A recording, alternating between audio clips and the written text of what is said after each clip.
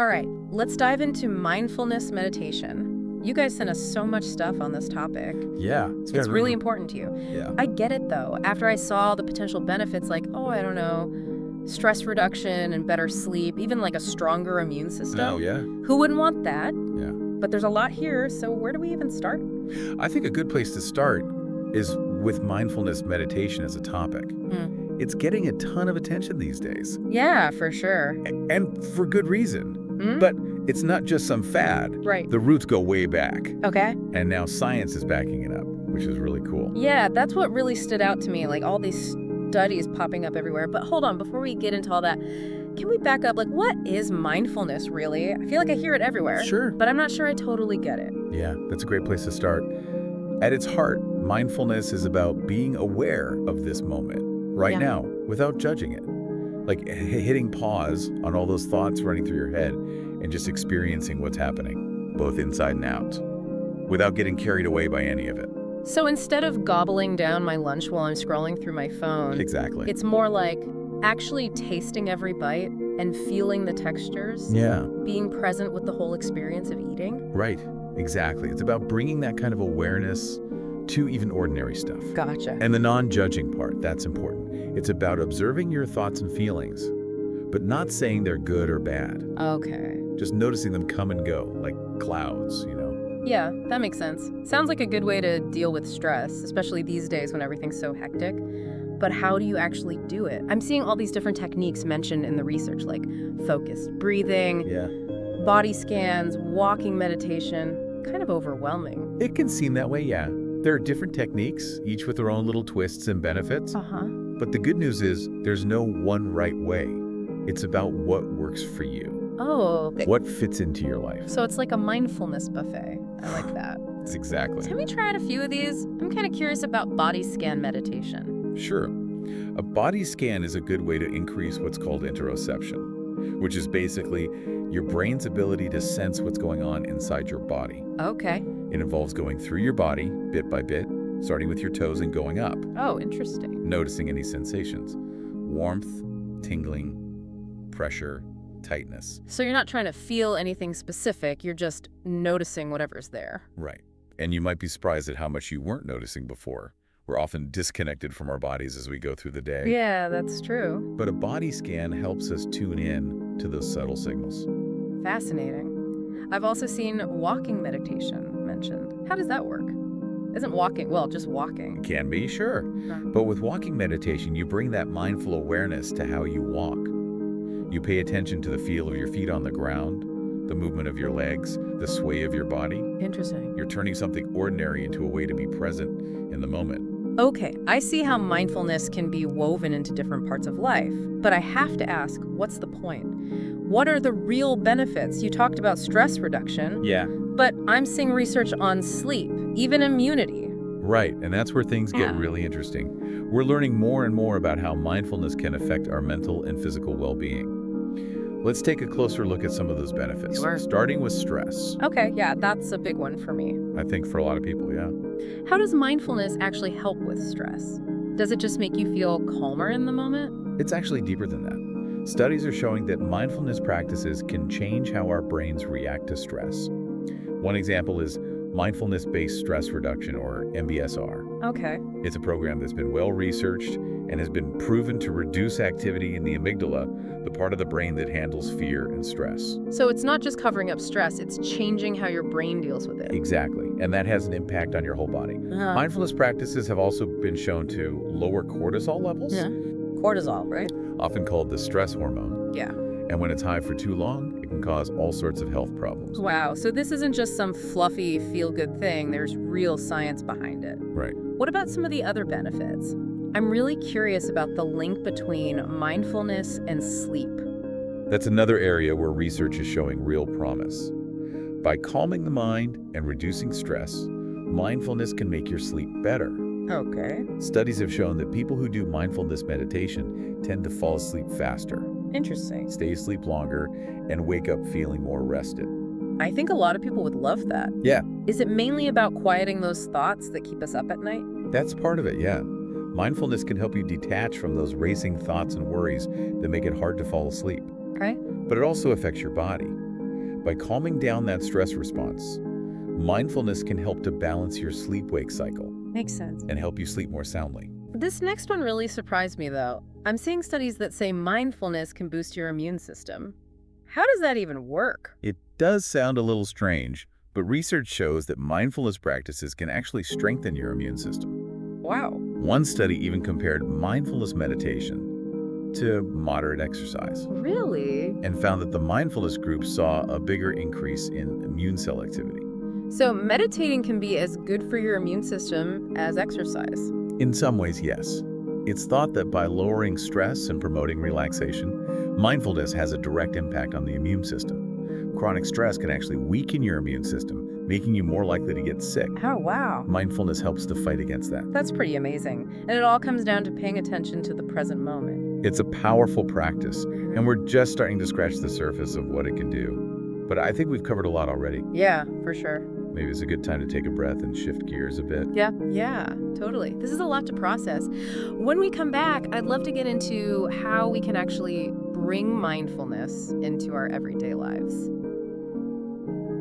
All right, we're back and we've talked about the what, the why, and the how of mindfulness meditation. Yeah. But I think the real question for most people is how do you take it from those formal practices and actually use it in real life, in the middle of all the craziness? Absolutely, yeah. It's one thing to meditate for 20 minutes. Right.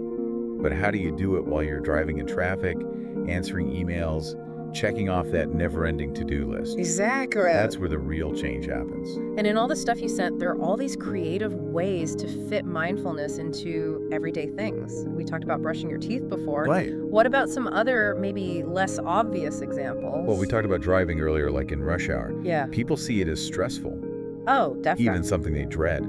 But it can be a good chance to practice mindfulness. Okay, I'm listening, but I'm not so sure about that one. How do you turn that stressful commute into a mindful experience? It starts with changing how you think about it.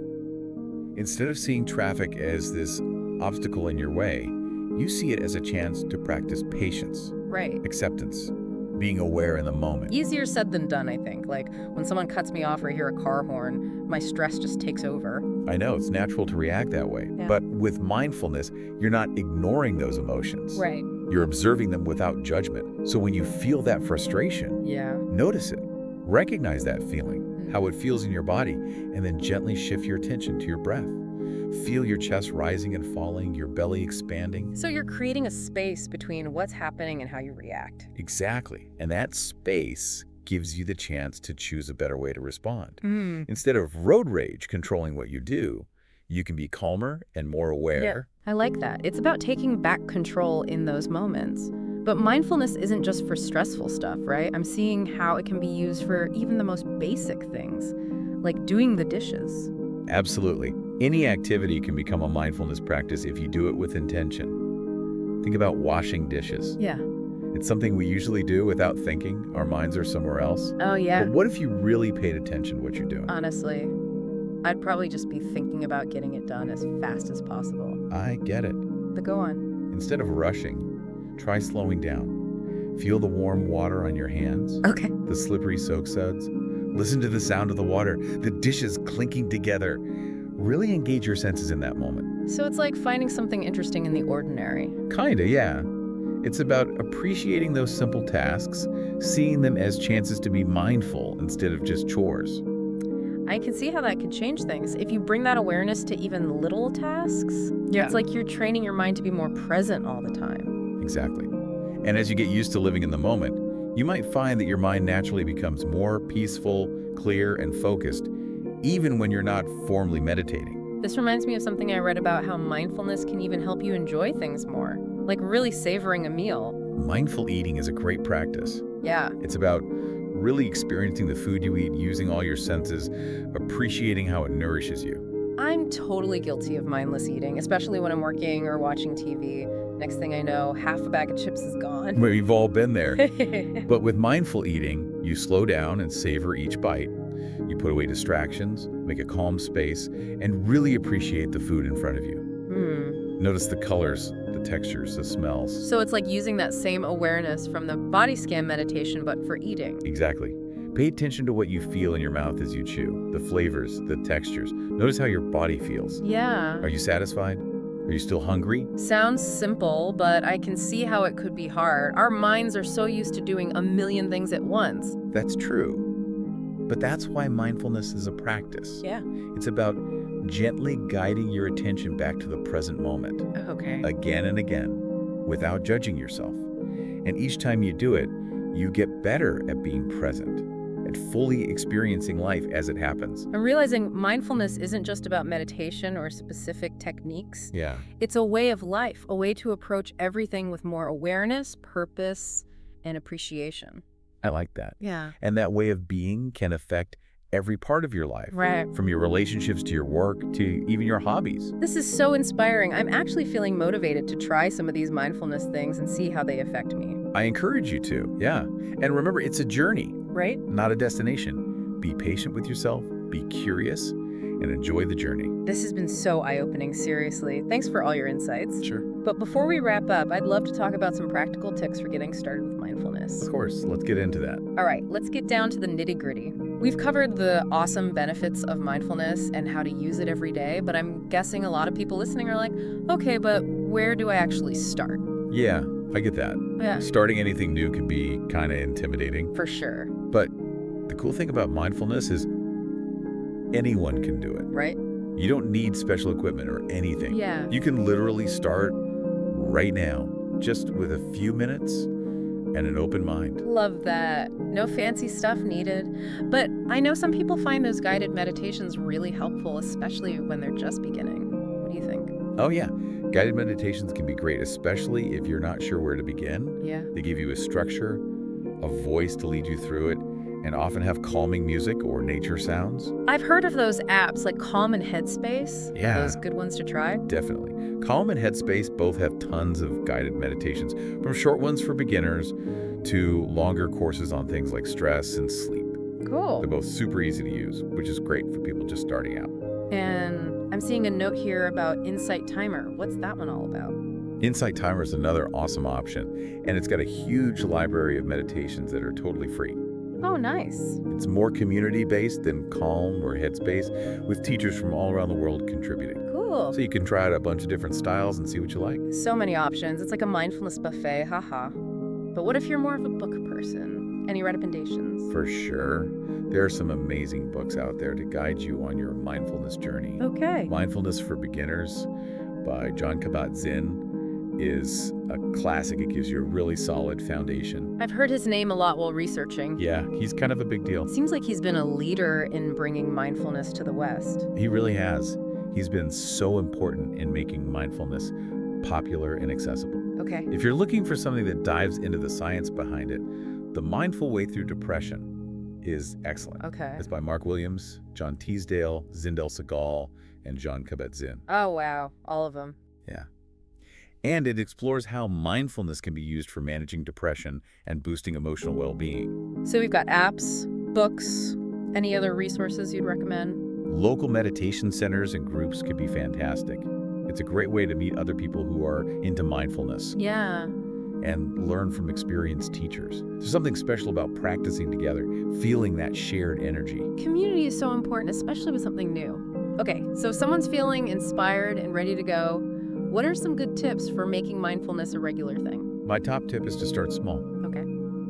Don't pressure yourself to meditate for an hour right away. Yeah, I can see how that would be overwhelming. Even just 5 minutes a day can make a difference. Yeah, The most important thing is to be consistent. gotcha. Consistency. Yeah, it's like any new habit. Right. Start with small, manageable steps and slowly increase as you get more comfy. Love that. Takes the pressure off. Doesn't matter where you practice. Do you need a special meditation room with like incense and candles and stuff? Not at all. Just find a peaceful spot where you can sit or lie down comfortably without being interrupted. Okay. It could be your bedroom, a park bench, even your car during lunch. Really? Yeah, the important thing is to create a sense of calm and focus wherever you are. What about those thoughts that always pop up when you're trying to meditate? Should you try to totally silence your mind? It's totally normal for your mind to wander. Actually, it's part of meditating. Don't worry when it happens. Okay, good to know.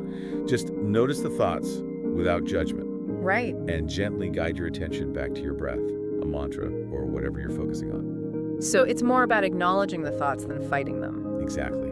It's about being gently aware. And over time, with practice, your mind will naturally become calmer and more focused. Hmm. Like working out a muscle, the more you use it, the stronger it gets. This has been such an awesome deep dive. I'm really feeling inspired to bring mindfulness into my life, even starting with just 5 minutes a day. Who knows what kind of positive changes it could bring? It's been great exploring this with you. And remember, mindfulness is a lifelong journey. Yeah. It's not about reaching some end goal. Yeah. Enjoy the process, be kind to yourself, and appreciate the benefits as they come. So well said. And to everyone listening, we hope you've enjoyed this deep dive into mindfulness meditation. We encourage you to check out the resources we talked about, Yeah. experiment with different practices, and find what works for you. And as you go about your day, remember this. Every moment is a chance to practice mindfulness. I like that. Whether you're brushing your teeth, walking the dog, or just taking a deep breath, focus on the present moment and see what you notice. That's great advice. Until next time, stay curious and keep diving deep.